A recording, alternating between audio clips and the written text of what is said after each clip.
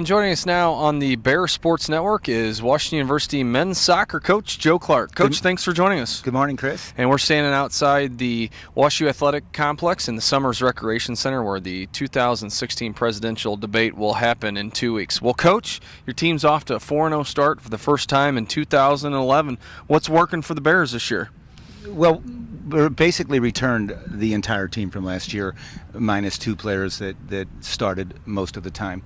So we're a veteran team. We also have 2 players that are fifth-year players.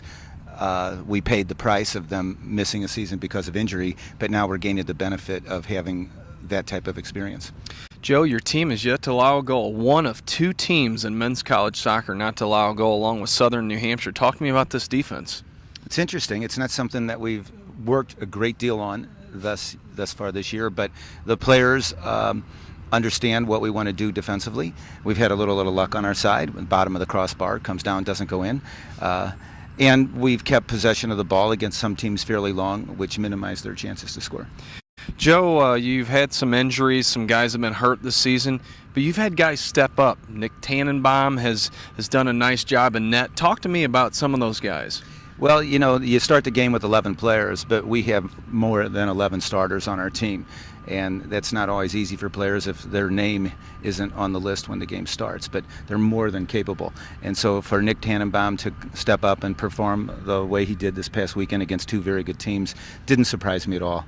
He showed the experience that he has, the confidence that he has. He also showed the benefits of training with Franco, our goalkeeper coach, who is sensational.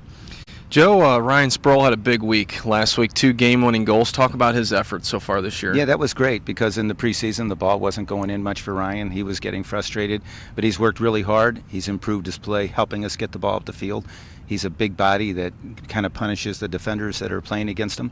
He's an incredible athlete, and his head ball goal against Wheaton, look out, that was just sensational. Joe, you picked up your 425th victory. You've been doing this a long time, 34 years now, 29th in the all-time list. How special is it to continue doing something that you love?